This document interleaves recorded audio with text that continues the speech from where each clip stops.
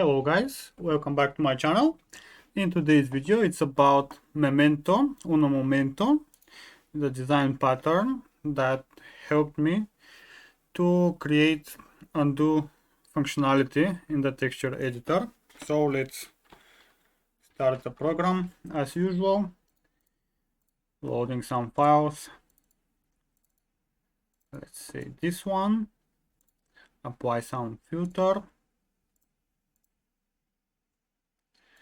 And here on the terminal is the status of the current state, what is saving.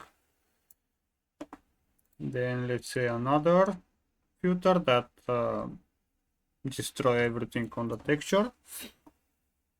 And let's undo one time, second time, and the initial texture is restored.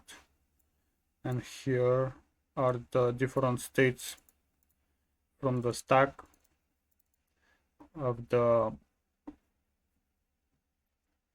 structure that is used for storing the different states. So basically that's all. If you have some suggestions, let me know in the comments below. Until next time, bye bye.